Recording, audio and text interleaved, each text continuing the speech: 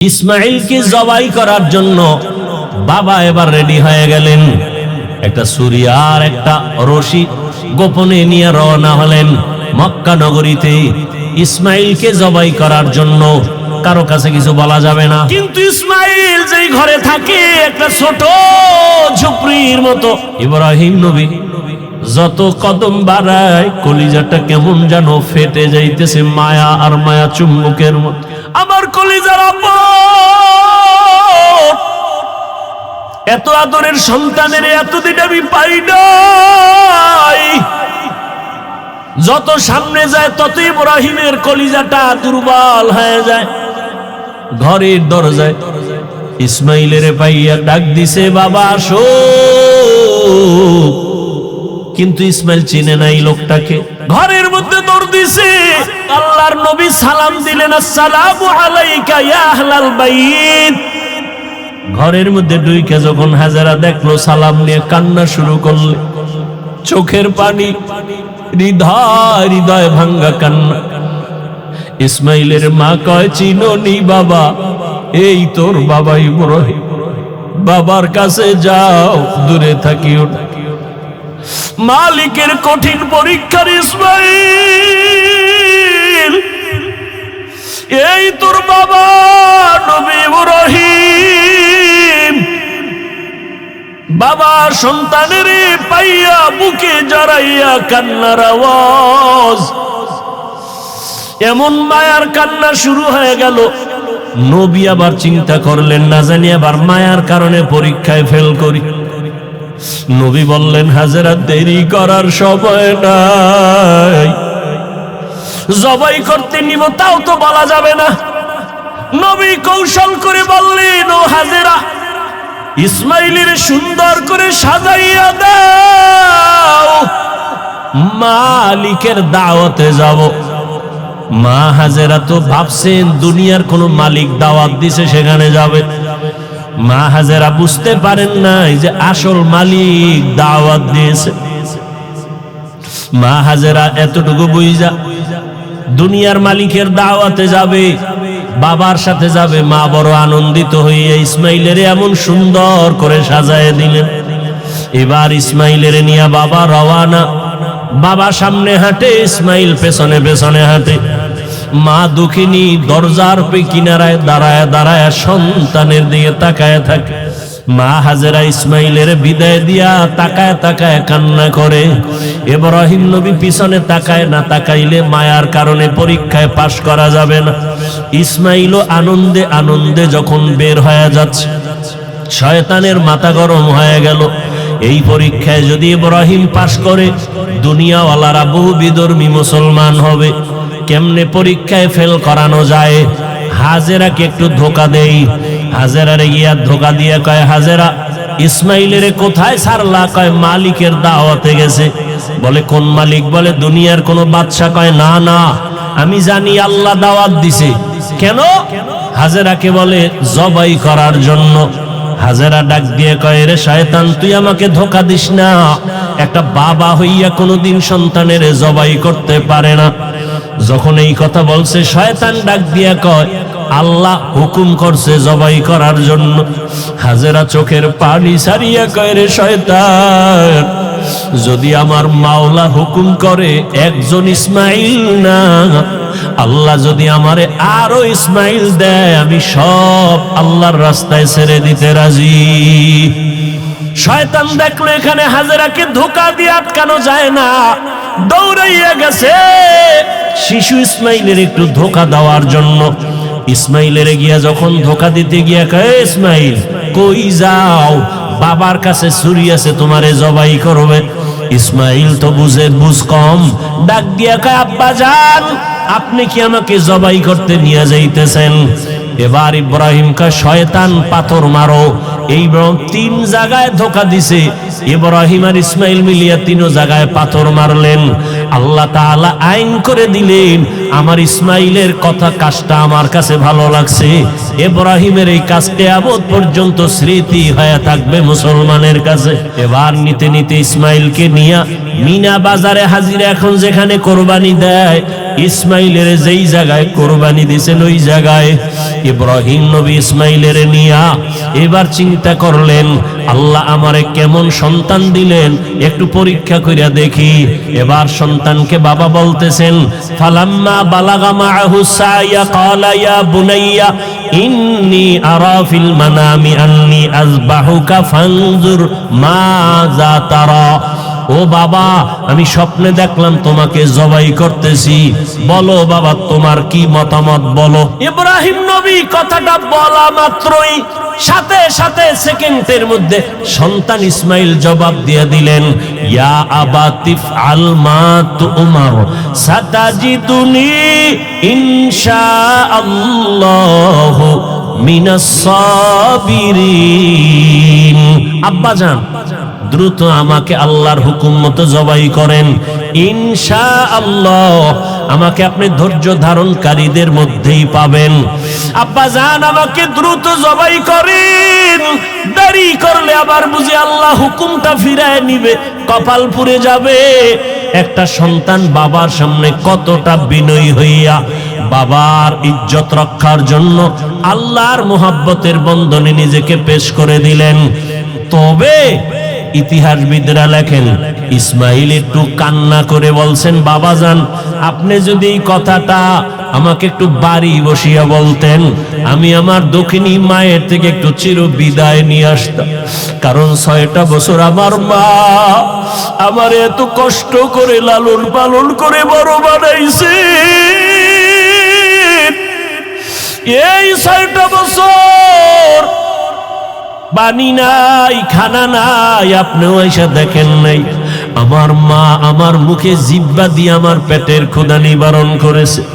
আমার মা পাগলনির মতো দৌড়াদৌড়ি করেছে।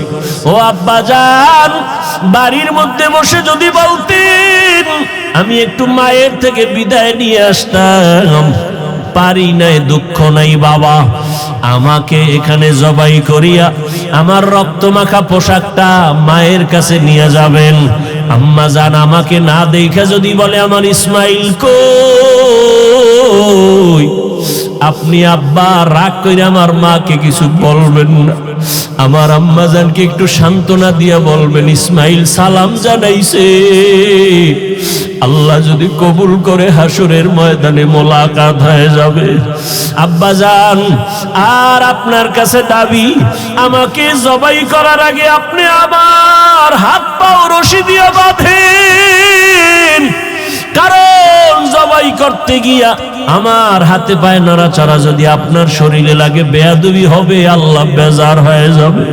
আব্বা জান, আপনি কাপড় দিয়ে আপনার চক্ষু দুইটা বেঁধে নেন, কারণ জবাই করার সময়, ছুরি চালানোর সময় আমার চেহারায় যদি আপনার নজর লাগে, মায়ার কারণে আপনি জবাই করতে পারবেন না, আল্লাহ বেজার হয়ে যাবে।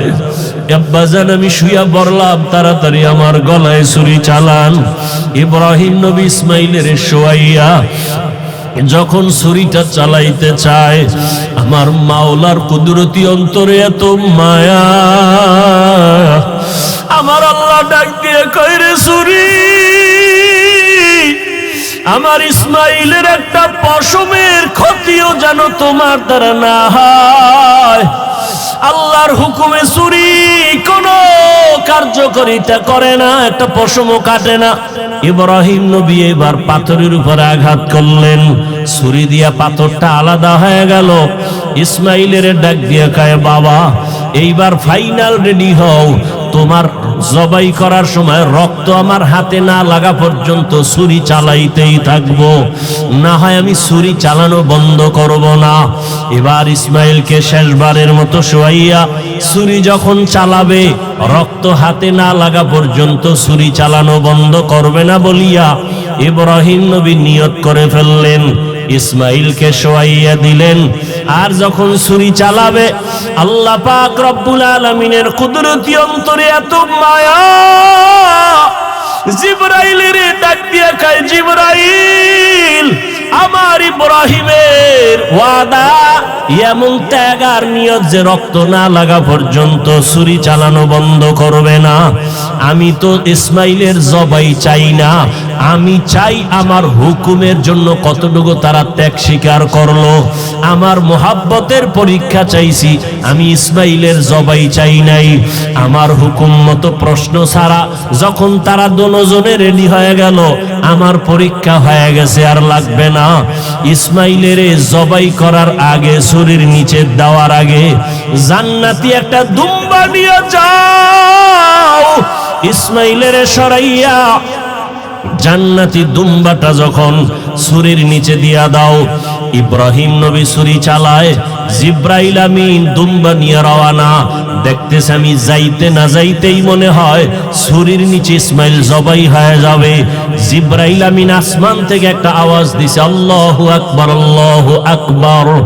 ইব্রাহিম নবী তাকাইছেন, তিনিও ডাক দিছেন, আল্লাহু আকবার, আল্লাহু আকবার। এইবার ইসমাইলও আওয়াজ দিলেন, লা ইলাহা ইল্লাল্লাহ। এইভাবে আওয়াজ দিয়া ইব্রাহিম নবী যখন চক্ষু খুইলা দেখেন রক্ত হাতে লাগছে, ছুরিটাও ছাড়লেন। যখন তাকায়া দেখে খুশি মনে ইসমাইল বুঝি কোরবানি হয়ে গেল, কিন্তু না, দেখে একটা অপরিচিত জন্তু জবাই হয়ে গেল। ইসমাইল পাশে সুন্দরভাবে দাঁড়ানো। বাবা আবার বুঝি ভয় পেয়ে গেলেন, ও ইসমাইল, আল্লাহ বুঝি আমার কোরবানি কবুল করবেন না, আর একবার চেষ্টা করি। সাথে সাথে ওহী নাজিল হয়ে গেল। আল্লাহ কয়, ওয়ানাদাইনাহু আইয়া ইব্রাহিম কদ সাদ্দাকতার রুইয়া ইন্না কাযালিকা নাজজিল মুহসিনিন। ইব্রাহিম, তুমি আমার পরীক্ষায় পাশ করছো। হাজেরা কাঁদতেছে ইসমাইলের জন্য, জলদি করে যাও। বলে আসো মালিকের দাওয়াতে যাই, মালিকের থেকে কি হাদিয়া নিবা? আমার পক্ষ থেকে দুম্বার গোশত হাদিয়া দিয়া দিলাম। ওয়াফাদাইনাহু বিযিবহিন আযীম, আমার পক্ষ থেকে হাদিয়া দিলাম এই জবাই করা দুম্বার গোশত। ইসমাইলের নিয়ে যাও, ইসমাইলের হাজেরার কোলে ফিরায়া দাও, আর মালিকের পক্ষ থেকে দুম্বা হাদিয়া পৌঁছাইয়া দাও। আল্লাহ তাআলা বলেন, ও দুনিয়ার মানুষ, ইব্রাহিমের কোরবানির ত্যাগ তোমার থেকেও চাই।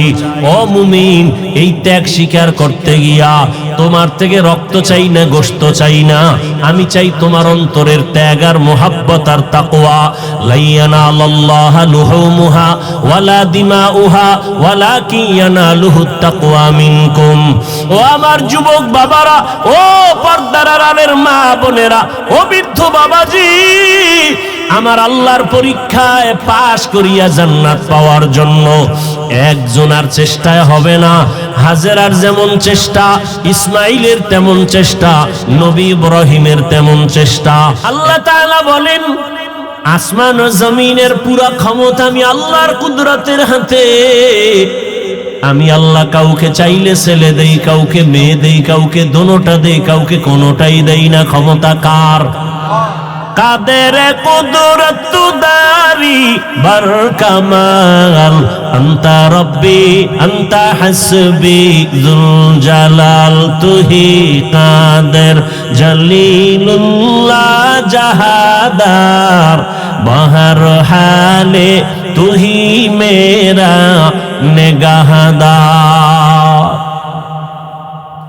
নমরুদ আজরকে বানায় দিলেন ডাইরেক্টর। স্বামী আর স্ত্রী এক জায়গায় ঘুমাতে পারবে না।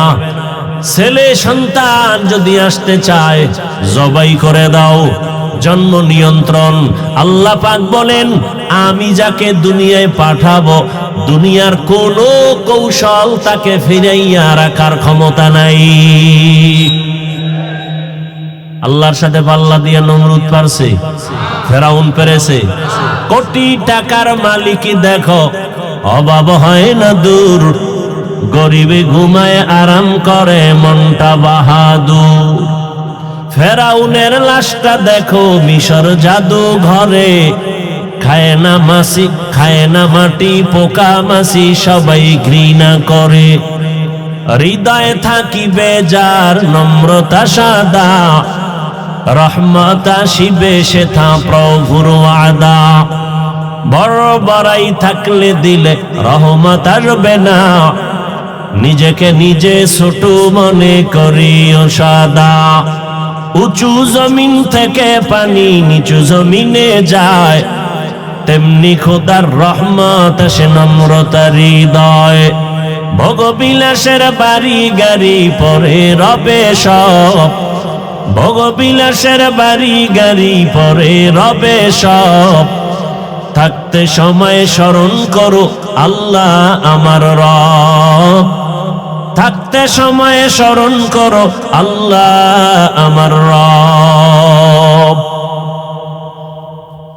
আল্লাহ তাআলা যাকে পাঠাবেন কেউ ফিরায় রাখার ক্ষমতা নাই। আল্লাহ যাকে সন্তান দিবেন হাজারো ট্যাবলেটও যদি ব্যবহার করে সন্তান ফিরাতে পারবে না। জমিনের মধ্যে বান্দা যত কৌশল করবে, কই 10 বছর আগের থেকে তো আমরা দেখতেছি সন্তান কমাও কমাও কত স্লোগান, এই কমাও কমাও ফাটি কইরা কত মানুষ বেতন খাইয়া সংসার চালায়, আছে না নাই? কিন্তু আমার মাওলার সাথে পাল্লা দিয়া কেউ আগাতে পারে নাই, জনসংখ্যা বেড়েই চলছে। আল্লাহ বলেন রিজিকের মালিক আমি, জনসংখ্যা বেড়েছে রিজিকও বাড়িয়ে দিয়েছি আমি আল্লাহ। মুরব্বীরে একটু জানা থাকলে জবাব দিবেন, 1% জায়গায় 20-30 বছর আগে যেই পরিমাণ ধান হইতো এখন কি কম না বেশি? কে বাড়াইছেন? সরকার। কে বাড়াইছেন? ওয়াতারযুকু মান তাশাউ বিগাইরি হিসাব। गर तवक्कुल मी कुनी हर सुबह शाम, मेरा सनद रिश्ते तू अज़ला मकाम जुज़बा हक़ची ज़े मखाज़ इंसुजा फज़ले उआ मस्ते दर जुमला जहां। জন্ম নিয়ন্ত্রণের জন্য ডাইরেক্টর আজরকে বানাইলো। আমাদের গ্রাম্য একটা প্রবাদ আছে, যেখানে বাঘের বয় সেখানে রাত পোহায়। যে আজরকে ডাইরেক্টর বানাইছে, আল্লাহ কয় দেখ ওই ডাইরেক্টরের ঘরে আমি ইব্রাহিমকে পাঠাবে, এটা আমার সিদ্ধান্ত। একটু আগেই বসিয়েই বলছিলাম, বান্দা চাইলে কিছুই হয় না, আমার আল্লাহ চাইলেই সব হয়। নমরুদ চাইছে ইব্রাহিম আসতে পারবে না, আল্লাহ চাইছেন আমি ইব্রাহিমকে জমিনের মধ্যে পাঠাবো, আল্লাহ পাঠাইলেন এবং নমরুদের দফা সব খতম করে দিলেন। ইব্রাহিম জমিনের মধ্যে আসছে, গোপনে গোপনে রাখছেন। বিশাল বড় ইতিহাস। আম্মা জান পাহাড়ের গর্তের মধ্যে নিয়া ইব্রাহিমকে প্রসব করে ওখানে রাখেন। আজরও যদি জানতে পারে লজ্জায় মাথা গরম হয়ে যাবে। নমরুদ জবাই করার হুকুম দিয়ে দিছে। আল্লাহর কুদরতে ইব্রাহিম নবী গর্তের মধ্যে পাহাড়ের গুহায় আম্মা জান ইব্রাহিমের 2 হাতের 2 আঙ্গুল, শাহাদাত আঙ্গুল বাম হাতের আর ডান হাতের মুখের মধ্যে দিয়ে দিলেন। বাচ্চা আঙ্গুল চুষতেছে, আল্লাহ তাআলা দোনো আঙ্গুল থেকে কুদরতের কারিশমা জারি করলেন। এক আঙ্গুল থেকে দুধ বের হয়, আর এক আঙ্গুল থেকে মধু বের করার ব্যবস্থা করে দিলেন। কাদের কুদরত দারি বার কামাল, আনতা রব্বি আনতা হাসবি জুল জালাল। দুনিয়ার মানুষ বলে এটা হবে না, আল্লাহ যদি কয় হবে সেটাই। দুনিয়ার মানুষ বলেই মরা গেছে কথা বলতে পারে না, আল্লাহ যদি কুদরতের ক্ষমতা দেন পারবেনি? পারবেনি? রহমতের নবী খেজুর গাছ মরা, শুকনা একটা মরা খেজুর গাছে ট্যাক লাগাইয়া খুতবা পড়েন। কিছুদিন পরে রহমতের নবী এটা বন্ধ করে নতুন আর একটা মিম্বর বানালেন খুতবা পড়ার জন্য। বুখারী শরীফের মধ্যে আছে, রহমতের নবী যখন মরা খেজুর গাছ যেটাই ট্যাক লাগাইয়া খুতবা পড়তে নিষেধ করে দিলেন, আর পড়বেন না। মানুষ কান্না করলে যেমন আওয়াজ হয়, মরা খেজুর গাছ থেকে তেমন আওয়াজ শুরু হয়ে গেল। রহমতের নবী বললেন, এই মরা খেজুর গাছ, তুই কি চাও? কেন কাঁদো? আমি কি দোয়া করব তুই তাজা হয়ে যাবি, খেজুর আসবে, মানুষ তোর খেজুর খাবে? কয় না। কি চাও? রহমতের নবী, আপনার বিরহের বেদনায় কান্না করি। এটা মরা খেজুর গাছ, আপনার বিরহের বেদনায় কান্না করি। আমি চাই আমাকে মানুষের মতো এখানে দাফন করে দিবেন, আর কিয়ামতের দিন আপনার পাশে জান্নাতে আমাকে রাখবেন। নবীজি দাফন করে দিয়েছেন। এখনো ওই মদিনাতুল মুনাওয়ারা রাসূলের রওজার ভেতরে খেজুর গাছটা যেখানে ভেতরে নবী দাফন করলেন, ওই বরাবর একটা খুঁটি আছে, পাথরের পিলার। ওই পিলারের উপরে আরবিতে খুঁটিটার সাথে নাম লেখা আছে সাতুনে উস্তুনে হান্নানা। এখনো নাম লেখা আছে। মরা খেজুর গাছ সম্বলিত সেই খুঁটি, এটার নিচে বরাবর যদি যাইতেই থাকে। রহমতের নবীর বরকতি হাতের দাফন করাকে মরা খেজুর গাছ ওখানে এখনো আছে। বুখারী শরীফের ইবারত। তাহলে মরা খেজুর গাছ কথা বলতে পারে না, আল্লাহ যদি ক্ষমতা দেন। আবু জাহাল হাতের মধ্যে পাথর নিয়ে কয়, ভাতিজা যদি বলতে পারো আমার হাতের মুষ্টিতে কি আছে? বলে, চাচা বললে কি হবে? বলে, এখন কালেমা পড়ব। নবী বলেন, আমি বলতে জানি না। কেন জানো না? বলে, আমি গাইবের মালিক না। গাইবের মালিককে قُلْ لَا يَعْلَمُ مَنْ فِي السَّمَاوَاتِ وَالْأَرْضِ الْغَيْبَ إِلَّا اللَّهُ। হে নবী, আপনিই বলে দেন, আসমানের বাসিন্দারা কেউ গায়েব জানে না, জমিনের বাসিন্দারা কেউ গায়েব জানে না, একমাত্র কে জানেন? নবী বললেন, হাতের মুষ্টিতে কি আছো? একটু আওয়াজ দাও। সাথে সাথে পাথরগুলো কালিমায়ে শাহাদাতের আওয়াজ দিল। সুবহানাল্লাহ। আবু জাহিল কত বড় বেঈমান, পাথরগুলো মাটির মধ্যে ফালায় বলে, মুহাম্মদ তুমি বড় জাদুকর, কপালে কি নেই? হেদায়েত নেই। আজরের ঘরে ইব্রাহিম, আস্তে আস্তে আজরের ঘরে আসিয়া ইব্রাহিম বড় হয়েছেন।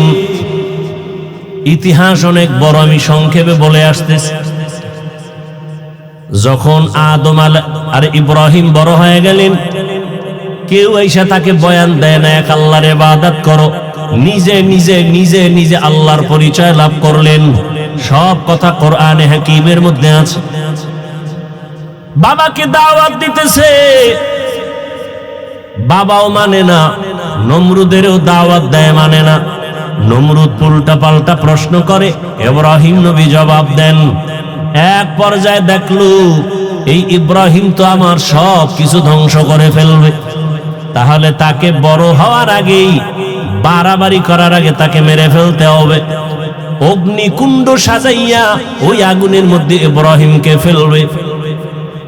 অগ্নিকুণ্ড সাজাইয়া ইব্রাহিমকে আগুনে ফেলতে গিয়া যখন ইব্রাহিমকে অনেক প্রচেষ্টা চালাইল, চরক গাছ বানাইল, রশি লাগায় টেনে ফেলবে, কারণ আগুনের এত তাপ, কাছে কেউ যেতে পারে না। ওই গাছের সাথে চরকার মতো ঘুরায় ঘুরায় আগুনে ফেলবে, কিন্তু পারে না।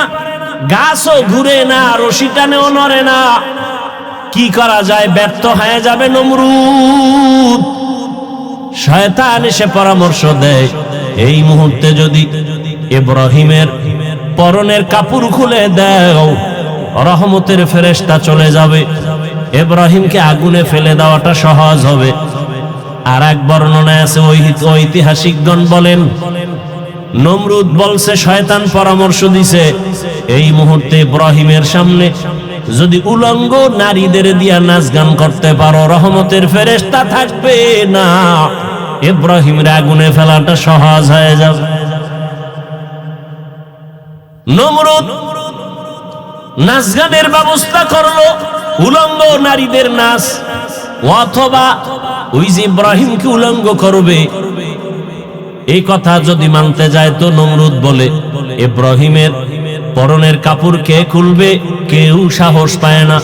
আরে আল্লাহ ওয়ালা যারা, আল্লাহর প্রিয় পাওয়ার ওয়ালা যারা, এদের কিচ্ছু নাই, চলেও সাদা সিধা, কিন্তু বড় বড় সন্ত্রাসীরা যখন তার সামনে যায় মোমের মতো দুর্বল হয়ে যায়। এটাকে বলা হয় রহব। আমার রাসূলকে আল্লাহ রহব দান করেছিলেন। বহু অমুকের ফাটায় দিবে, এই করবে সেই করবে। আল্লাহ ওয়ালাদের ব্যাপারে যারাই যত বেয়াদবি করে সামনে আসলে তওবা করতে বাধ্য হয়ে যায়। এটা আল্লাহর কুদরতি একটা পাওয়ার। তো ইব্রাহিমের পরনের কাপড় কে খুলবে, উলঙ্গ কে করবে? কেউ সাহস করে না। বাবা আজর রেডি হয়ে গেল। ইব্রাহিমের সামনে গিয়া যখন দাঁড়াইছে উলঙ্গ করার জন্য, ইব্রাহিম চোখের পানি ছেড়ে কাঁদেন আর বলেন, হে বাবা, সন্তান বিপদে পড়ে বাবা গিয়া উদ্ধার করে, তুমি আমার জন্মদাতা বাবা, এই হাজারো মানুষের সামনে আমাকে উলঙ্গ করে লজ্জা দিও না। শুধু তাই না, তুমি তো দেখো না আসমানের ভেতরে লক্ষ লক্ষ ফেরেশতা আমার সহযোগিতায় দাঁড়ানো আছে। বাবা শুনে নাই। এক পর্যায়ে ইব্রাহিমকে যখন আগুনে ফেলা শুরু হয়ে গেল, জিব্রাইল আমিন কানের সাথে মুখ লাগায় বলেন, ও আল্লাহর খলিল, কোন সাহায্যের প্রয়োজন আছে কিনা? ইব্রাহিম আল্লাহর এমন পরীক্ষায়, কঠিন কঠিন পরীক্ষায় পড়েছেন, প্রত্যেকটা পরীক্ষা আল্লাহ পাশ করায় দিয়েছেন। এখানেও একটা পরীক্ষা। যদি বলতেন হ্যাঁ সাহায্য লাগবে, তাহলে গায়রুল্লাহর মুখাফিকি হয়ে গেল। ইব্রাহিম নবী বললেন, না, আমি এমন মালিকের গোলাম, আমার কোনো সাহায্যের যদি প্রয়োজন হয়, আমার আল্লাহ তো অন্ধ না, তিনি দেখতেছেন, প্রয়োজন হলে তিনি আমার সাহায্য করবেন। আগুনে ফেললো। আল্লাহ আগুনকে হুকুম দিলেন, কোরআনের আয়াত, কুলনা ইয়া নারু কুনি বারদাও ওয়া সালামান আলা ইব্রাহিম। আগুন ঠান্ডা হয়ে গেল। নমরুদ কয় দূরে বইয়া, এই আগুন, তোর শক্তি কই? ইব্রাহিমের মতো বান্দাটারে জ্বালাতে পারো না? তোর গোষ্ঠী শুদ্ধ সব সাইজ করতে পারি, কিন্তু ইব্রাহিম যার কথা শুনে আমিও তার কথা শুনি। ইব্রাহিম যার গোলাম, আমিও তো সেই রবের কথা শুনি। রব আমাকে হুকুম করেছেন ইব্রাহিমের একটা পশমের যেন ক্ষতি না হয়। আমার শক্তি দুর্বল হয়ে গেছে। আবার আমার রব যদি হুকুম দেয়, আমেরিকার সব আমি আগুন দিয়ে জ্বালায় দিতে পারি, সে ক্ষমতা রব আমার দিলে 1 সেকেন্ডের বিষয়। এর নবীরা আসে, দীর্ঘদিন ইব্রাহিম নবী আগুনের মধ্যে ছিলেন, একটা পশমের ক্ষতি পর্যন্ত হয় নাই।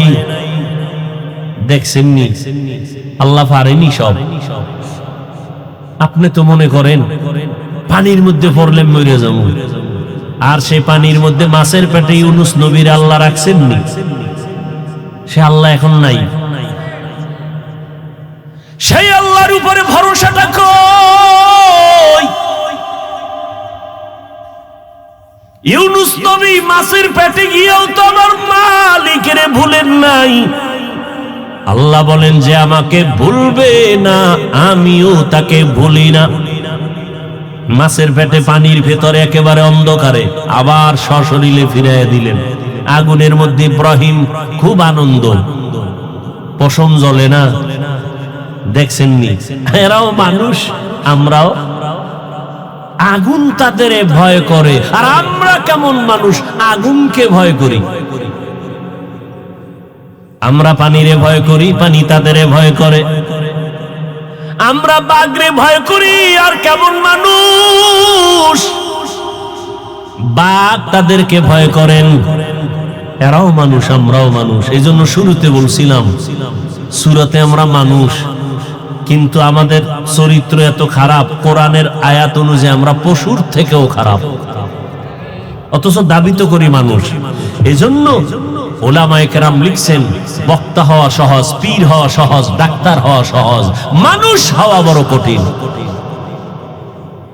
গর্ব সূরত আদমি ইনসাবুদে আহমদ বু জাহলো হামেক সাবুদে আদমিরা আদমিয়ত লাজমাস্ত আউদেরাগর বুনা বাশদ হি জামাস্ত আদমিয়ত লাহমশা মো পশতে নিস্ত আদমিয়ত জুজরে যায় দোসতে নিস। ইব্রাহিম নবী দীর্ঘদিন থাইকা আল্লাহর হুকুমে বের হয়ে গেলেন। এইবার বের হইয়া কয়, না, এত বড় জালেমের দেশে আর থাকা যাবে। এবার হিজরত শুরু। হিজরত থেকে এবার ইব্রাহিম নবী বিশ্ব সুন্দরী বিবি সারার সাথে, চাচাতো ভাই আত্মীয় এক নবী তার সাথে, এবার ইব্রাহিম নবী বিদায় নেয় আর বললেন, ইন্নী যাহিবুন ইলা রাব্বি সায়াহদিন, আমি আমার রবের দিকে রওনা করলাম। অর্থাৎ আমার রবের সন্তুষ্টি অর্জনের জন্য যেই জমিনে গেলে আমি রবের পাবো সেখানে রওনা দিলাম। সায়াহদিন, নিশ্চয়ই আমার আল্লাহ দ্রুত আমার জন্য রাস্তা খুলে দিবেন। যাওয়ার পথের ঘটনা জানেন। ইব্রাহিম নবী বিশ্ব সুন্দরী বিবি সারাকে নিয়ে আসে, কিন্তু কোনো সন্তান নাই। রাস্তার মাঝেই সুন্দরীর খবর পাইয়া এক জালেম মিশরের মধ্যে তারে আটকায়া দিল। সুন্দরী সারাকে নিয়ে গেল তার খাস কামরার ভেতরে। ইব্রাহিম নবী চুপচাপ বসে আছেন, জালেমের আটকায় পড়ে গেছেন। কত কঠিন কঠিন পরীক্ষা নবীদেরকে আল্লাহ করেছেন, এর মধ্যে সব থেকে কঠিন ইব্রাহিম নবীর উপরে পরীক্ষা। যাবে হিজরত করে এক জালেম থেকে, মাঝখানে যে আর এক জালেমের আন্ডারে হয়ে গেছে। বিবিকে নিয়ে গেছে ধরে খাস কামরায় জালেম ঢুকাইয়া বলে, তুমি বিশ্ব সুন্দরী, ওই পুরুষ তোমার স্বামী? বলে হ্যাঁ। ইব্রাহিম নবী পেরেশান হয়ে গেলেন। আমার স্ত্রী কত সতী সাধ্বী, কত বড় দামি, আমি এক নবীর স্ত্রী, আজ না জানি বেঈমানের হাতের ছোঁয়া লাগে না পাক হাত। আল্লাহ কয়, ইব্রাহিম অন্তরের চক্ষু খুলে দি, আলেম যা করবে এখানে বসে সব দেখতে পাইবা। ক্ষমতা আল্লাহ দিতে পারে না? পারে না। এরকম পাওয়ারওয়ালা বান্দা আছে না নাই? এই পাওয়ারের নাম কোরআনের ভাষায় ফুরকান। ইয়া আইয়ুহাল্লাযীনা আমানু ইন তাত্তাকুল্লাহ ইয়াজআল লাকুম ফুরকানা। তাকওয়ার উপরে যারা মজবুত হয়ে চলবে, আল্লাহ বলেন আমি তাদেরকে ফুরকান নামের এক পাওয়ার দান করব। মা মা'নাল ফুরকান হুয়া নূরুম মিন ইলাহি, আল্লাহর একটা নূরের আলো। হাদিসের ভাষায় পাওয়ারের নাম ফেরাসাত। ক্বালা রাসূলুল্লাহ সাল্লাল্লাহু আলাইহি ওয়া আলিহি ওয়াসাল্লাম, ইত্তাকু ফেরাসাতাল মুমিন ফাইন্নাহু ইয়ানজুরু বিনূরিল্লাহ। আল্লাহর প্রিয় বান্দা মুমিনের ফেরাসাতের পাওয়ারকে তোমরা খুব ভয় করিও, কারণ তুমি যা দেখো তার থেকে তারা অনেক কিছু দেখেন। চামড়ার চোখ দিয়ে দেখেন না, নূরের আলো দিয়ে তারা দেখেন। ওমরে ফারুক খুতবা দিতেছেন জুমার মসজিদে নববীর ভেতরে।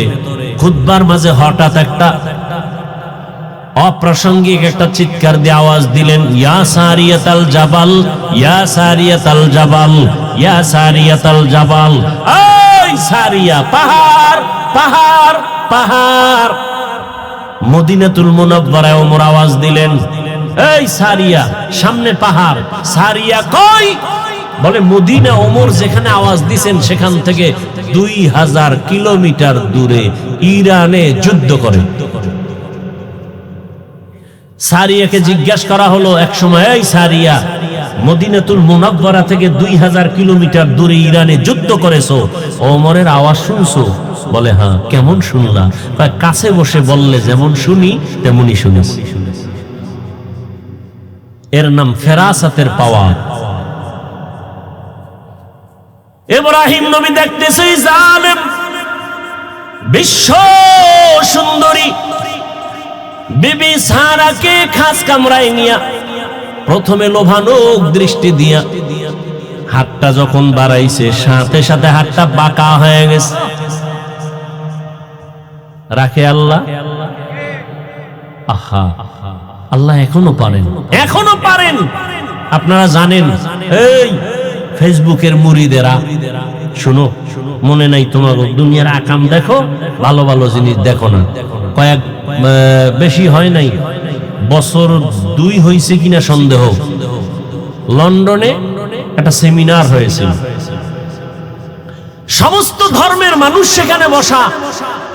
গোল টেবিলের সেমিনারে একজন ভিন্ন ধর্মাবলম্বী প্রশ্ন করলো মুসলমানদের একজন লিডার, ধর্মযাজক, একজন বুজুর্গ ওলিয়ে কামেল, যাই তোমাদের নবী তোমাদের ধর্মে বলছে, হাদিসে আছে একটা খেজুর আছে, ওই খেজুরটা খাইয়া বিষ পান করলে ক্রিয়া হয় না। মুসলমান বলে হ্যাঁ আছে তো। এটা কি সত্য? বলে হ্যাঁ সত্য। দেখাবা? বলে পারবা? পারবো। দাও। আজোয়া খেজুর সামনে নিয়ে আসা হলো। আজোয়া খেজুর 2-3-7টা খাইয়া এবার বিষ দিল তার সামনে, হাউজের ভেতরে বিষ পান করলো। বিষ পান করে দিব্যি আরামে বসলেন, মিটিং চালাইলেন। বিন্দু থেকে বিন্দু বিষ তার ভেতরে গিয়া কোনো ক্রিয়া করলো না। কুদরত কার?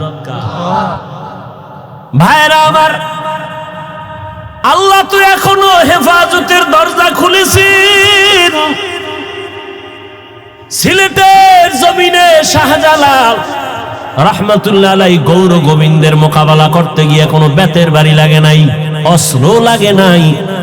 পুঁজি ছিল তাহাজ্জুদের আযান, নামাজ আর চোখের পানি, আর ফজরের নামাজের আযান। কই সেই তাহাজ্জুদ? কই? নাই তো নাই। একদল বলে এত আমল লাগে না, এত আমল লাগে না, অথচ আল্লাহ কয় আমি দুনিয়ায় মানুষ পাঠাইছি আমল করার জন্য। দেখেন তো কারবার কেমন, ফিতনায় ভরে গেছে গোটা সোনার বাংলা। বুঝাবো কিভাবে? বুঝতেও চায় না, কপাল এত খারাপ হইছে, বুঝতেও চায় না। মনের উল্টা হইলেই আর বুঝতে চাইব না, নফসের গোলাম হয়ে গেছে। আমাকে বলেন, এই যে এখন সামনে হজ আসতেছে না, কথা বলেন না কেন ভাই? ওখানে সারা দুনিয়ার মানুষ আর যায় না? যায় না? বিভিন্ন কোয়ালিটির মানুষ সেখানে। আপনারা জান নাই, যারা গেছেন দেখছেন, নামাজের টাইম কত লাইনের মানুষ।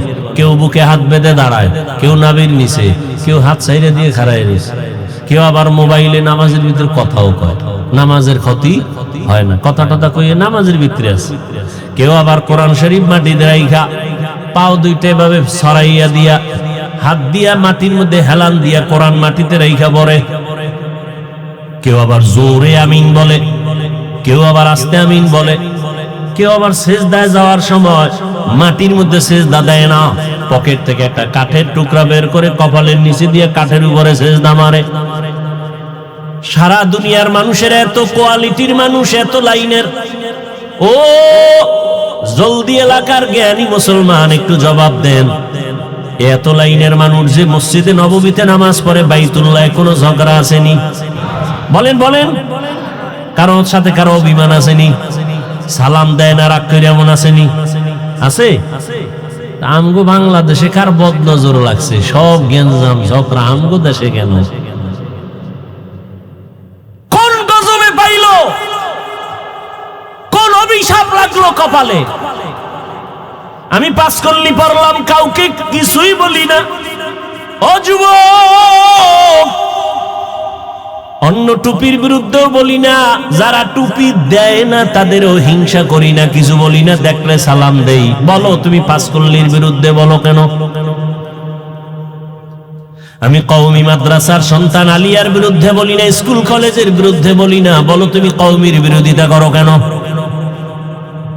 আমি নবীরে দাঁড়াইয়া ইয়া নবী সালামু আলাইকুম বলে সালাম দেই না, দাঁড়াইয়া যারা দেয় তাদেরও গালি দেই না। বলো তুমি আমারে গালি দাও কেন? আমি তাবলীগের লাইনের সন্তান, আমি পীর সাহেবের মুরিদ। যারা পীরের কাছে যায় না, তাবলীগে যায় না, তাদের গালিও দেই না, হিংসা করি না, দেখলে সালাম দেই। বলো তুমি তাবলীগের বিরোধিতা করো কেন? বিবেকের কাছে একটু কথা রেখে গেলাম, বেয়াদবি ক্ষমা চাই। কেউ আমার দূরের না, যারা কালেমা পড়েছেন আপনারা আমার কলিজার আপন। আপনারা কেমন আপন? আওয়ামী লীগ বুঝি না, বিএমপি বুঝি না, আলিয়া কওমি বুঝি না, আমার কথা একটা। বলেন আপনাদের আল্লাহ আমার আল্লাহ দুই না এক? সবাই একমত? আপনাদের নবী আমার নবী, সত্য কথাটা স্বীকার করেন। আপনাদের কোরআন আমার কোরআন, আপনাদের কাবা আমার কাবা, আপনাদের কালেমা আমার কালেমা, আপনাদের ধর্ম আমার ধর্ম। দুনিয়াতে জন্ম নিছি সিস্টেম আপনাদের আমার, নাকি জলদি এলাকার মানুষ জন্ম সময় লুঙ্গি পরে আসছে? সবার কোয়ালিটি এক, বিদায় বালা কাফনের সংখ্যা হবে আলাদা। কে ধনী, কে গরিব, কে আলেম, কে মূর্খ, সবার বেলায় কাফন হবে তিনটা। আরে এক টাকাওয়ালার সম্মানে একটা কাফন কেউ বাড়াইয়াও দিবে না। এক রিক্সাওয়ালা মরে গেলে গরিব হওয়ার কারণে একটা কাফন কেউ কমাইয়াও, কালার হবে আলাদা। হুজুরদের কাফনের কালার একরকম, আপনাদেরটা আর এক রকম। কালারও কি কালার? এই বুঝা কও, সাদা। তাহলে কালার নিয়ে ঝগড়া কেন? কালার লইয়াও ঝগড়া কেমন গজবে ধরছে? কালার লইয়াও ঝগড়া আছে না নাই?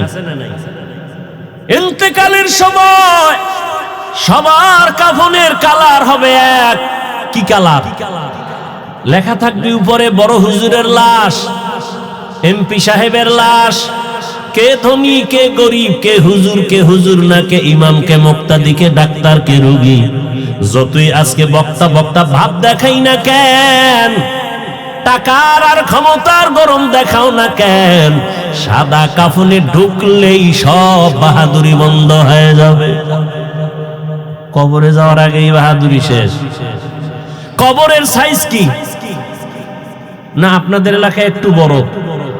হ্যাঁ, কবরের সাইজও সবার এক। কবরে রেখে বিদায়ের পরে প্রশ্ন হবে সবার বেলায় কয়টা? কয়টা? তোমারও যেই প্রশ্ন, আমাকেও সেই প্রশ্ন, শিক্ষকের যেই প্রশ্ন, ছাত্রকেও সে একই প্রশ্ন, নারীকে যেই প্রশ্ন, পুরুষেরও সেই প্রশ্ন। তিনটা। রবের পরিচয় দাও, ধর্মের পরিচয় দাও, রাহমাতুল লিল আলামিনের পরিচয় দাও। তাহলে আপনার আমার আল্লাহ এক, নবী এক, কোরআন এক, কাবা এক, ধর্ম এক, কালেমা এক, কাফন এক, কালার এক, কবর এক, প্রশ্ন এক। লেবাস পোশাক কেন আলাদা? আপনাদের বয়ান তো করার কোনো দরকারই পড়ে না, কারণ আপনি আল্লাহ মানেন, নবী মানেন, কোরআন মানেন, হাদিস মানেন। বয়ান তো করবো আজকে উত্তরবঙ্গে পঞ্চগড়ে, সেখানে টাকা দিয়া মুসলমানের কাদিয়ানি বানানো হচ্ছে। আজকে তো বয়ান করার বেশি দরকার চট্টগ্রামের পাহাড়ের ভেতরে গিয়া খ্রিস্টান মিশনারিরা মুসলমানের টাকার লোভ দেখায় বিধর্মী বানায়। কিন্তু ওখানে যাওয়ার সময় কই? মুসলমানের পেছনে ঘুরতে ঘুরতে ঘুরতে ঘুরতে পাগল হয়ে গেলাম। ফজরের পরেও বয়ান, জোহরের পরে বয়ান, আসরের পরে মাগরিবের পরে বয়ান। এত পাও ধরে ধরে ধরে ধরে বয়ান করি, আর পরও কেন নামাজ পড়েন না? আহ, কেমন মুসলমান? আপনার আমার আল্লাহ এক, নবী এক, সব এক, অথচ আমি টুপি খুলতে চাই না। আপনারা কেমন ভিআইপি মুসলমান যে টুপি দিতেই চান না, লজ্জা লাগে। আমি টুপি খুলতে লজ্জা পাই, আর আপনি টুপি দিতে লজ্জা পান। আমি নামাজ না পড়লে লজ্জা পাই, আপনি নামাজ পড়তে গেলে লজ্জা পান। আমি মসজিদে না ঢুকলে লজ্জা লাগে, আপনার মসজিদে ঢুকতে গেলে লজ্জা লাগে। আপনি কেমন মুসলমান হইলেন? একটু চিন্তা করেন। ও আমার কলিজার যুবক বাবারা, বেয়াদবি মাপ চাই, একটু আমাকে জবাব দাও। রহমতের নবীর আদর্শ থেকে আরো সুন্দর আদর্শ কারো কাছে আসেনি? তাল মিলেও না, সত্য বলো, বুঝা বলো। নবীজির থেকে দামি আদর্শ নাই? একজনের দাঁড়ায় যদি বলতেই পারো যে হাফিজ ভাই, রহমতের নবীর আদর্শ থেকে আরেকটু ভালো আদর্শ আছে শেখ মুজিবুর রহমানের ভেতরে, তাহলে আমি আল্লাহর কসম নবীরটা বাদ দিয়া তারটা নিব। এই ভালো করে বুঝো, কেউ যদি দাঁড়াইয়া বলতে পারো হাফিজ ভাই, নবীজির আদর্শ থেকে আরেকটু ভালো আদর্শ আছে জিয়াউর রহমান সাহেবের ভেতরে, আমি নবীরটা বাদ দিয়া জিয়াউর রহমান সাহেবেরটা নিব, বলার মতো পাওয়ার ক্ষমতা কারো আসেনি? নাই তো নাই। আমার থেকে শুনো, দুনিয়াতে যত আদর্শ দেখো, আব্রাহাম লিঙ্কনের আদর্শ গণতন্ত্র, মাও সেতুনের আদর্শ, লেনিনের আদর্শ, কার্ল মার্ক্সের আদর্শ, এক কথায় জবাব, দুনিয়ার সব আদর্শ হলো নাপাক, একমাত্র মদিনাওয়ালা নবীর আদর্শই হলো পাক। একমত? সবাই একমত? এবার বলো, রসুলের আদর্শ যে রেখে গেলেন, এটি মানবে হিন্দুরা, খ্রিস্টানেরা, ইহুদিরা? আপনারাই বলেন কারা মানবে? কোন দেশের মুসলমান? লন্ডন, লেবানন, কোন দেশের বলে? শুধু এই বাঁশখালী ছাড়া বলেন। তা আপনাদের নামাজ নাই কেন, টুপি নাই কেন, দাড়ি নাই কেন, পর্দা নাই কেন, সুদ খান কেন, সুদের টাকায় ব্যবসা কেন, লোন উঠাইয়া বাড়ি গাড়ি কেন? জমিনে আল্লাহর যত বড় বড় দুশ্মন আছে, এই বড় দুই দল দুশ্মন আছে, এদের থেকে বড় দুশ্মন জমিনে আল্লাহর কাছে আর কেউ নাই। সব থেকে বড় দুশ্মন আল্লাহ। এক দুশ্মন হলো কোরআনে বর্ণিত, এক দল হলো যারা সুদের সাথে জড়িত, আর এক দল দুশ্মন হলো বুখারী শরীফে আছে, যারা ওলিয়া উলিয়ার দুশ্মনী করে। কেমন বড় দুশ্মন? আল্লাহ কয়, তোদের সাথে আমি আল্লাহ নিজে যুদ্ধ করব। এবার বুঝেন যে আল্লাহর কত বড় দুশ্মন তারা, যারা সুদের সাথে জড়িত আর যারা ওলিয়া উলিয়া দেখতে পারে না, বিরোধিতা করে। আল্লাহ হেদায়েত দান করুন। ওই জালেম নবী ইব্রাহিমের স্ত্রী প্রথম বিবি সারার উপরে হাত বাড়ায় গেল, বাঁকা হয়ে গেল, সাথে সাথে তওবা করছে, আর করুম না। কুকুরের লেজ তো বাঁকাই থাকে, আবার ভালো হয়ে গেছে, আবার হাত বাড়াইছে ভাবে কয়েকবার করিয়া তওবা খাঁটি ভাবে না। এই তোমার কাছে হাত বাড়াইতে পারি না, তোমার ভিতরে কি পাওয়ার আছে বলো তো? বিবি সারা ডাক দিয়া কয়, রে জালেম, আমার মধ্যে কোনো পাওয়ার নাই, তবে একটা শক্তি আমার আছে, আমি একজন আল্লাহর প্রিয় বান্দা নবীর স্ত্রী। তাই নাকি? বলে হ্যাঁ। কে সে নবী? বলে ইব্রাহিম। কই সে? বলে ওই যে গাছতলায় বসা। ডাকো। ডাকাইয়া বেয়াদবি কইরা তো আর আগাইতে পারে নাই, এবার তওবা টওবা কইরা নবীর কাছে মাপ চাইয়া মেহমানদারি করাইয়া, সন্তান কয়জন আছে? কয় নাই। কয় তাহলে আমার এক বান্দি আপনার বিবির খেদমতে দিয়া দিলাম, হাজেরা নামের। নবী ইব্রাহিম হাজেরাকে নিয়ে আবার সফর শুরু। ইতিহাস বড় আল্লাহর কাছে। তখন নবীর বয়স ৮০ পার হয়ে যাচ্ছে, তখন দোয়া করছেন একটা নেককার সন্তানের জন্য। রব্বি হাবলি মিনাস সালিহিন, ও দয়ার মালিক তুমি আমাকে একটা নেককার সন্তান দান করো। প্রত্যেকটা মা বাবার সন্তানের উপরে দায়িত্ব, সন্তান আল্লাহর কাছে চাইতে হবে, এটা বাবার দায়িত্ব, আল্লাহ নেককার সন্তান দাও। মাকেও দায়িত্ব, আল্লাহর কাছে দোয়া করতে হবে, আল্লাহ নেককার সন্তান দান করো। এজন্য নামাজের পরে পরে বারবার এই দোয়াটা পড়বেন, রব্বি হাবলি মিন লাদুনকা যুররিয়াতান তাইয়্যিবাতান ইন্নাকা সামিউদ দুআ। আল্লাহ দোয়া কবুল কইরা সুসংবাদ দিয়ে দিলেন, ফাবাশশারনাহু বিগুলামিন হালিম, সুন্দর এক আদর্শওয়ালা সন্তান আমি তোমাকে দিচ্ছি। হাজেরার গর্ভে সন্তান চলে আসছে, প্রথম সন্তান। আল্লাহর পক্ষ থেকে নাম রাখলেন ইসমাইল। ৮০ বছরের পরে যেই সন্তান বাবায় পাইছেন, ওই সন্তানের উপরে কত মায়া, কত মহব্বত। কিন্তু আমার মাওলার পরীক্ষা আরো কঠিন, এত কঠিন পরীক্ষা ইব্রাহিমের উপরে আল্লাহ চাপায় দিলেন। ও ইব্রাহিম, সন্তানের মায়া যেন আমার আল্লাহর মোহাব্বতের মাঝখানে যেন পর্দা ফেলতে না পারে। কিন্তু পর্দা ফেলতেছে। আল্লাহ তো গাইবের মালিক, সব জানলেন। জানিয়েই আল্লাহ আবার পরীক্ষা দিলেন, ইব্রাহিম, তোমার এই কলিজার সন্তান সহ, মা সহ জঙ্গলে নির্বাসনে দাও। আল্লাহর হুকুম চলে আসলো। এবার বিবি সারাকে রাখিয়া ইসমাইলকে নিয়া, শিশু ইসমাইল মা হাজেরা নিয়ে চললেন মক্কার জমিনে। ইন্না আউওয়ালা বাইতি উযিআ লিন-নাসি লাল্লাযী বিবাক্কাতা মুবারাকান ওয়া হুদা মুবারাকান ওয়া হুদাল লিল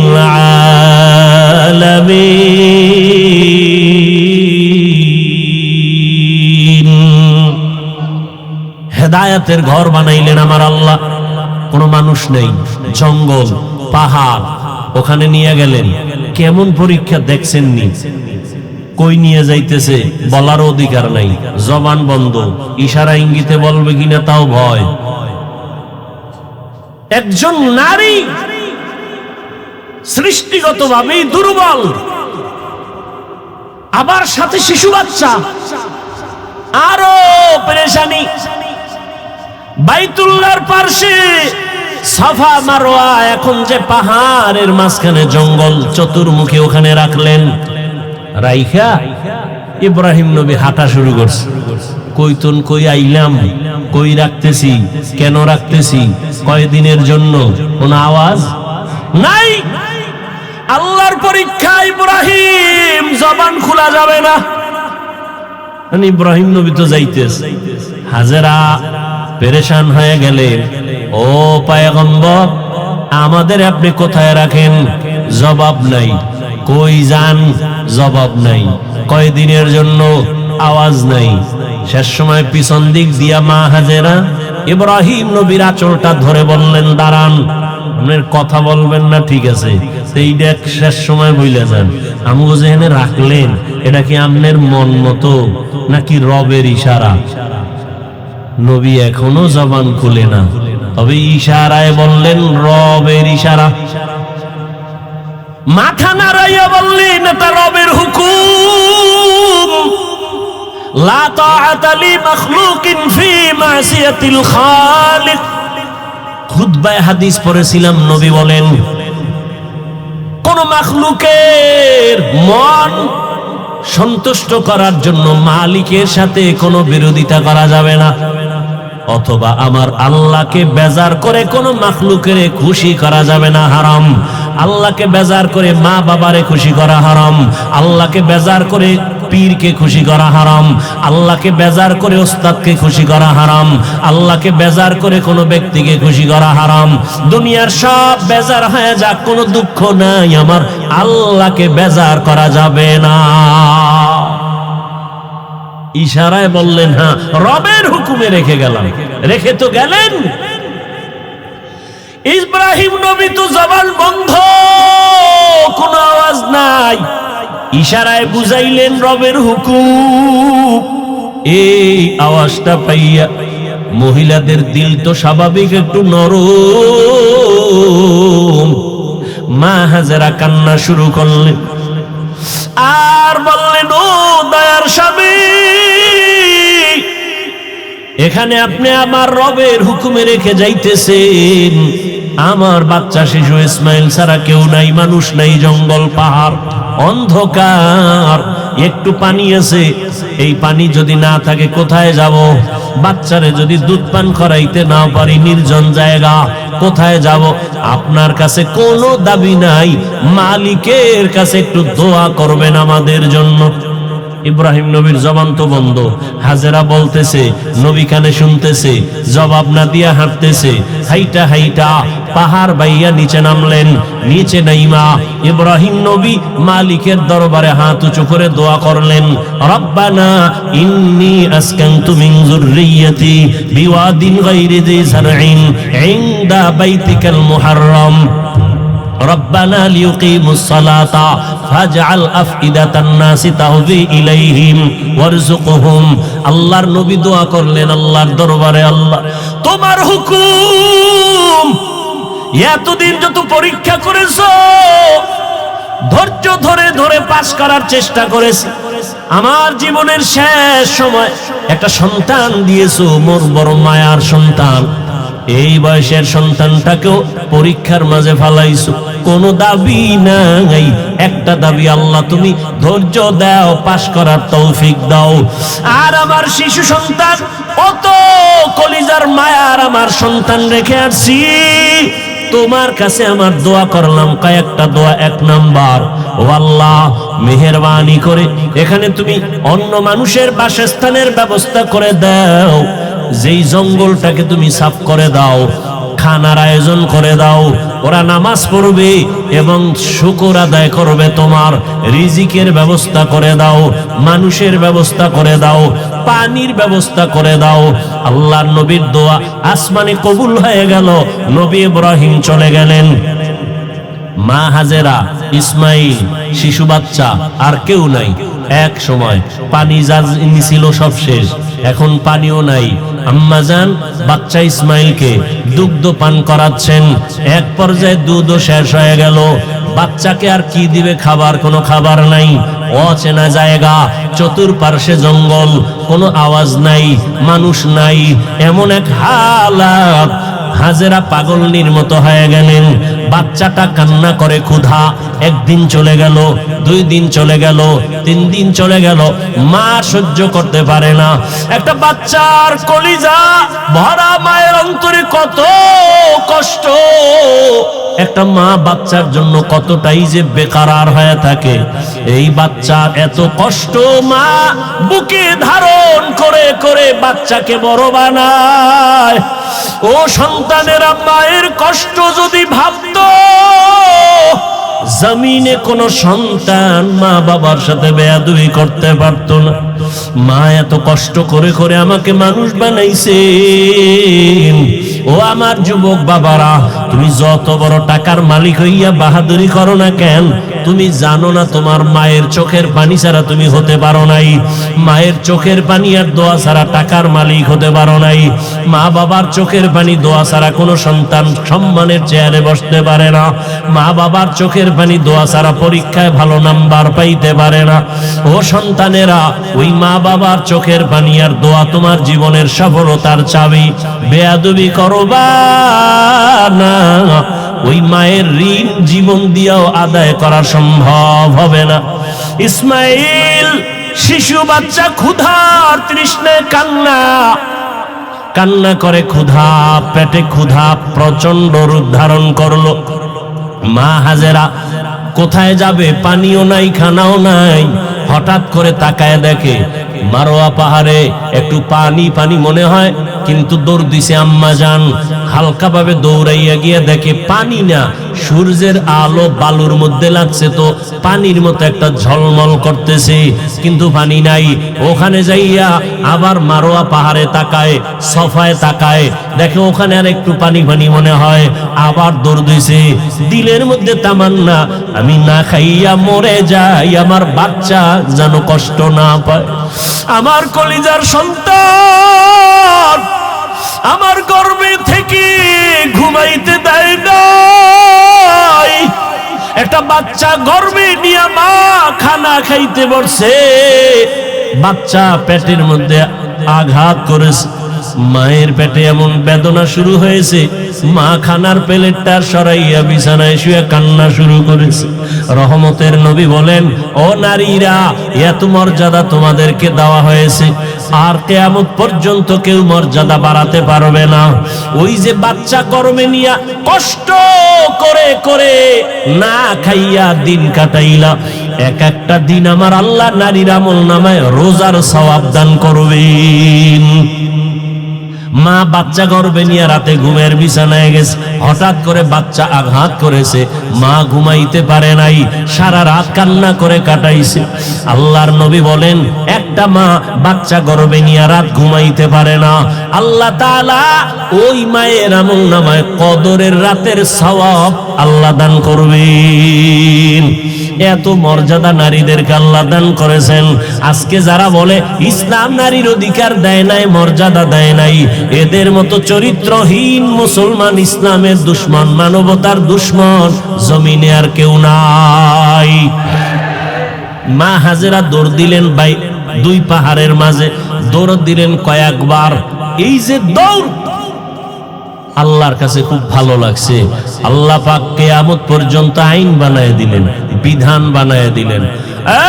এই মক্কার হাজিরা, হজ করতে যদি যাও, আমার হাজেরা যেই পাহাড়ে 7টা চক্কর লাগাইছে, হাজি যদি হজ করতে গিয়া সফা মারওয়ায় আমার হাজেরার মতো চক্কর না দাও, আমি কোন হাজির হজ কবুল করব না। নবীজি বাইতুল্লাহ তাওয়াফ কইরা যখন চক্কর দিতে গেছে সফা মারওয়ায়, নবী শেষ বয়সের হজের সময় খুব কষ্ট লাগছে, আল্লাহর কাছে কয় মনে মনে, ও আল্লাহ, তুমি আমারে হাজেরা না দিত আমাকে কষ্ট লাগতো নি। আল্লাহ পাক জানায় দিলেন, নবী আমার কাছে ভালো লাগছে হাজেরার দৌড়। শুধু আপনি না, কিয়ামত পর্যন্ত যত মানুষ আসবে বাইতুল্লাহ হজে আসবে, এই সফা মারওয়ায় যদি দৌড় না দেয়, একজন আর হজ কবুল করা হবে না। পাগলের মতো দৌড়াও, মাওলার দরবারে গিয়া মাওলার আশিক হইয়া যাও। চুলগুলো এলোমেলো, সাবান লাগানো যাবে না হাজি, নখ বড় হয়ে গেছে, নখ কাটা যাবে না, ময়লা পরিষ্কার করা যাবে না, আতর লাগানো যাবে না, পাগল হয়ে যাও। মাওলার দরবারে পাগলামি, কার পাগল? জোরে বলো। এটা বুঝার মতো যাবো মেধা নাই, ওরাও পাগল। ওরাও কি? ওরা দুনিয়ার পাগল, ওরা আখেরাতের পাগল না। এজন্য ওরা বুঝে না যে মাওলার পাগল কেমনে হয়। ওখানে গিয়া পাগলামি, মাওলা পাকের মুহাব্বতের আশিক, আশিক মাশুক কি চায় সেইটাই দেওয়ার জন্য পাগল। প্রেমিকা আমার কাছে কি চায়, প্রেমিকটা খুশি রাখার জন্য তাই করে। বন্ধু কোন রঙের জামা পরে, আমার ওই জামা লাগবে, তো বন্ধুর মোহাব্বত আরো বাড়বে। টুপি মাথায় দেওয়া যাবে না, গেঞ্জি গায়ে রাখা যাবে না, সাদা কাপড় মরার আগে মরণের কাপড় পেঁচাও। এইবার সবার এক আওয়াজ, কে ফকির, কে ধনী, কে শিক্ষিত, কে অশিক্ষিত, সবার এক পোশাক, এক আওয়াজ, সব এক দরবারের ভিক্ষুক, সবার আওয়াজ এক, লাব্বাইক আল্লাহুম্মা লাব্বাইক, লাব্বাইক লা শারীকা লাকা লাব্বাইক, ইন্নাল হামদা ওয়ান নি'মাতা লাকা ওয়াল মুলক লা শারীকা লাক। আপনাদের কষ্ট হয় মনে হয়? আর একটু সামনে যাব, শেষ করে দিই কথাগুলো। ভাইয়েরা আমার, উঠা বসা করলে মোনাজাত দিয়ে না, আমি এটা পারবো না, কারণ কষ্ট। আপনি যদি আমাকে মূল্যায়ন না করেন, আমার দরকার কি বয়ান করা? ভাইয়েরা আমার, মা হাজেরা দৌড়াচ্ছেন আর চোখের পানিগুলো পড়তেছে। ওদিকে ইসমাইল বাচ্চাও কান্না করে। বাচ্চা কান্না করলে দেখবেন ওদের পা গুলো লাফায়নি, দেখছেন আপ ডাউন করে, তো বাচ্চার পা লাফাচ্ছে। হঠাৎ করে পানির ফোয়ারা শুরু হয়ে গেছে। মা হাজেরা পানি দেখে একটা দৌড়াইয়া গিয়া পানিটারে আটকানোর জন্য, পারে না মহিলা মানুষ, খুব খুশি, তার ইব্রানি ভাষায় একটা আওয়াজ দিলেন।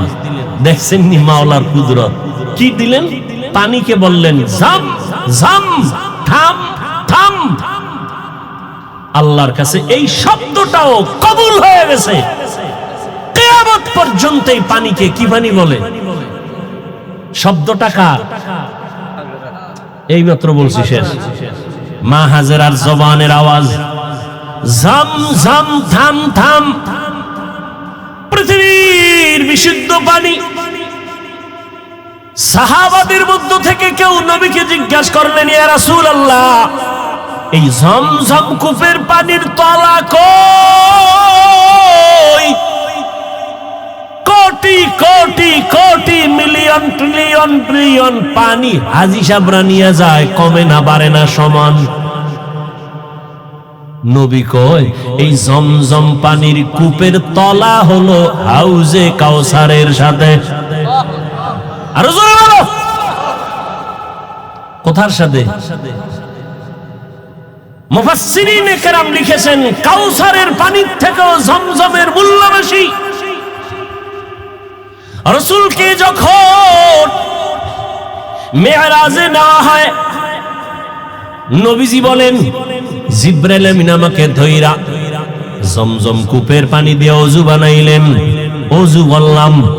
এর আগে আমাকে শোয়াইয়া চিৎভাবে শোয়াইয়া আমার বুকটাকে চিরলেন, ভেতর থেকে কলব বের করলেন, স্বর্ণের পেয়ালায় রাখলেন, ঝমঝম দিয়া ধুইলেন, আবার ভেতরে রাখলেন, এরপরে আবার আটকায় দিলেন। রক্ত গেল না, সেলাই লাগলো না, ব্যথা অনুভব করলাম না। এইভাবে আল্লাহ আমাকে কুদরতের অপারেশন করছেন আমার জীবনে 4 বার।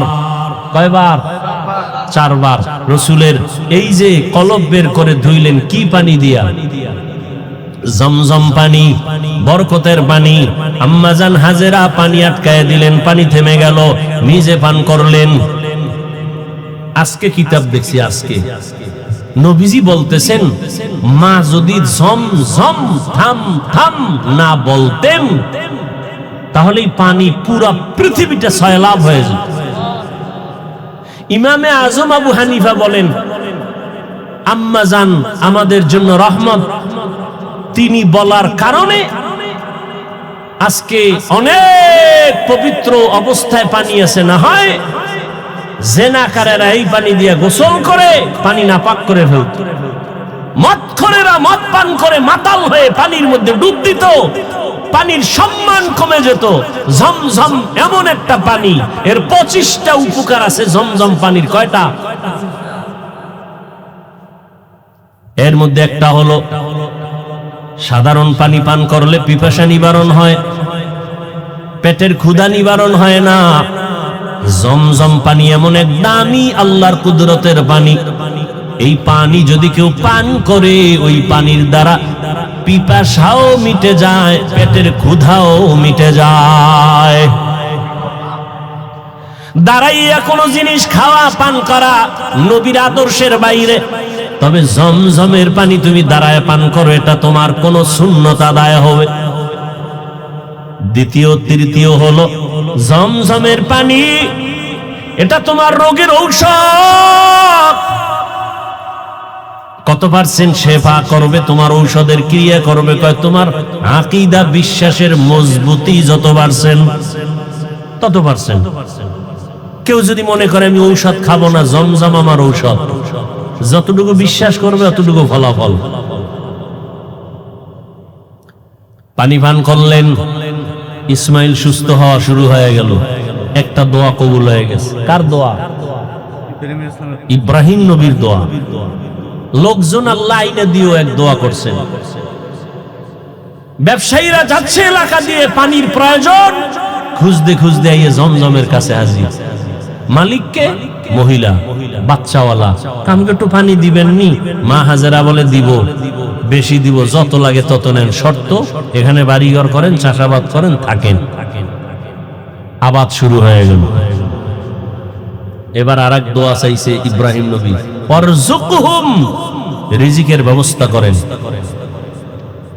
আল্লাহ পাক রব্বুল আলামিন জিবরাইলের মাধ্যমে তায়েফের জমিনে কুদরতে আল্লাহ এক ফলের বাগান এনে দিলেন, যেই বাগানে 12 মাস ফল হবে, ফল হবে 12 মাস। আল্লাহ রিজিকের ব্যবস্থা করে দিলেন, মানুষজন বসবাস শুরু হয়ে গেল। এখন আর ওয়ান আবাদি এলাকা আবাদি হয়ে গেল, মানুষজনের অভাব নাই। কত আনন্দে জীবন যাপন করে। ইসমাইল বড় হতে হতে হতে হতে 6 বছর প্লাস হচ্ছে। ইব্রাহিম নবী এর মধ্যে একদিনও আর আসেন নাই। আল্লাহর পরীক্ষা দ্বিতীয়টা এবার আবার শুরু, কোরবানির। ওদিকে ঢুকবো। ইব্রাহিম নবী 6 বছরে আর আসেন নাই। ছেলে কেমন, কি মায়া, আল্লাহর পরীক্ষা কত কঠিন। ইব্রাহিম নবী এই জিলহজ মাস 8 তারিখ 9 তারিখ 10 তারিখ স্বপ্ন দেখা শুরু করলেন, তোমার কলিজার আপন জবাই করো আমার পথে, আমার নামে। ভাবলেন, নাম তো কয় নাই কারে, 100 উট জবাই করলেন। দ্বিতীয় রাতে আবার স্বপ্ন দেখেন, হয় না, তোমার মোহাব্বতের জিনিস জবাই করো, আবার 100 উট জবাই করলেন। ফাইনালে নবী তো বুঝতে পেরেছেন আমার জীবনের কলিজার আপন আমার ইসমাইল ছাড়া আর কেউ না। আল্লাহর হুকুম হয়ে গেছে, বাবারও এক মন হতে হবে, স্ত্রীকেও এক মনওয়ালা হতে হবে, সন্তানেরও মতামত এক থাকতে হবে।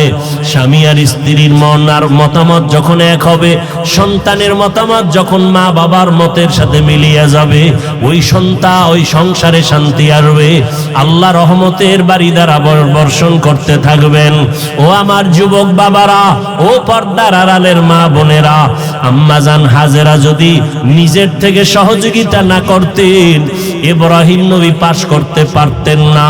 ইসমাইলও যদি বাবার কথায় একমত না হইতেন, পরীক্ষায় পাশ করা যাইত না। অতএব যারা মা আছেন, আপনার সন্তানটাকে আপনি ডাক্তার বানাবেন, ইঞ্জিনিয়ার বানাবেন, তবে আদর্শবান বানায় যান, বেয়াদব যেন না হয়। সন্তান কখনো যেন আচরণ দিয়া আপনাদের কষ্ট না দেয়, সন্তানের আচরণে যেন শিক্ষক কষ্ট না পায়, সন্তানের আচরণে আলেম ওলামা মুরব্বীরা যেন কষ্ট না পায়।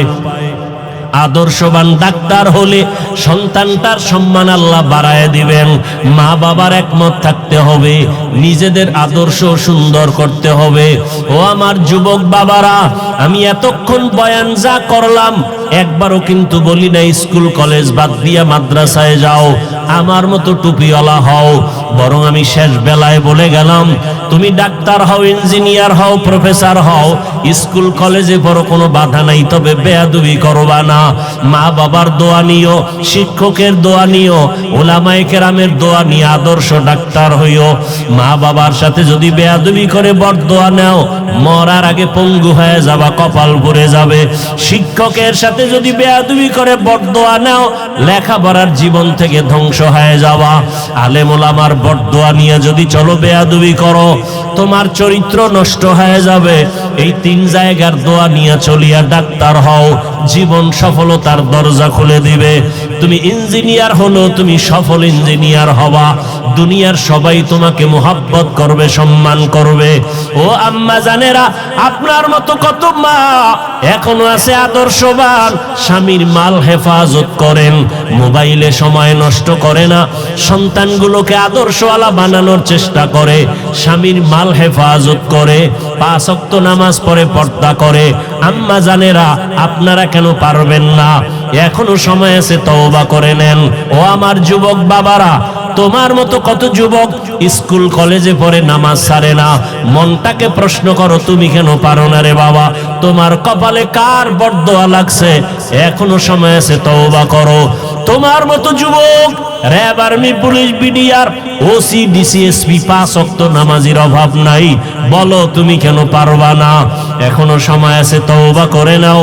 মনে মনে আল্লাহকে বলো, আল্লাহ, দুনিয়ার রং তামাশায় পড়িয়া, মনের খাহেশ মিটাইয়া, মনের শখ মিটাইয়া কত গুনাহ করেছি। মনে চাইছে নামাজ পড়বো না, পড়ি নাই, মনে চাইছে দাড়ি কাটবো, কেটে ফেলেছি, মনে চাইছে পার্কে যাব, পার্কে চলে গেছি। ও আল্লাহ, শখে শখে গুনাহ করে ফেলেছি, আর কত শখ করিয়া গুনাহ করব? কোন দিন মরণ হবে জানা নাই। কত যুবক রাস্তায় গাড়ি চালায়, নামাজ বাদ দেয় না, আবার হঠাৎ করে কত যুবক বুকে ব্যথা উঠা মরিয়া যায়। আজকে থেকে তওবা করলাম, আর নামাজ ছাড়বো না, বেপরদায় চলবো না, মা বাবাকে কষ্ট দিব না। ওলামায়ে কেরামের দোয়া পরামর্শ নিয়া, শিক্ষকের দোয়া নিয়া, মা বাবার দোয়া নিয়া, নবীজির আদর্শ মতে চলবো। তওবা করার মতো যদি কারো অন্তর তৈরি হয়, মুনাফিকি যদি না থাকে, খাঁটি তওবার নিয়তে দুটো হাত আল্লাহকে দেখাইয়া দাও। আয় আল্লাহ, হাতগুলো কবুল করে নেন। তওবা কবুল করে নেন, আদর্শওয়ালা মানুষ বানায় দেন, নবীর আদর্শে চলার তৌফিক দান করেন, মা বাবার দোয়া নেওয়ার তৌফিক দান করেন, শিক্ষকের দোয়া নিয়া, উলামায়ে কেরামের দোয়া নিয়া চলার তৌফিক দান করেন, আমিন। আলহামদুলিল্লাহি রাব্বিল আলামিন, والصلاة والسلام على سيد الأنبياء والمرسلين وعلى آله وأصحابه أجمعين يا أرحم الراحمين يا أرحم الراحمين يا أرحم الراحمين رب ارحمهما كما ربياني صغيرا اللهم إنك عفو كريم تحب العفو فاعف عنا اللهم إنا نسألك رضاك والجنة ونعوذ بك من سخطك والنار ربنا لا تزغ قلوبنا بعد إذ هديتنا وهب لنا من لدنك رحمة إنك أنت الوهاب اللهم إنك عفو كريم تحب العفو فاعف عنا اللهم إنا نعوذ بك من البرص والجنون والجذام وسيء الأسقام ও দয়ার মালিক, গুনাহের বোঝা নিয়ে আপনার দরওয়াজায় হাজির। আয় আল্লাহ, তওবার নিয়তে হাত তুলেছি, আর গুনাহ করব না রে আল্লাহ। শয়তানের ধোকায় পড়ে গুনাহ করে জীবনটা নাপাক করে ফেলেছি। গুনার কারণে আমার হাত নাপাক, চোখ নাপাক, জিহ্বা নাপাক, অন্তর নাপাক। আয় আল্লাহ, তওবার নিয়ত করেছি, আমাদের তওবা কবুল করে গুনাহমুক্ত করে দেন।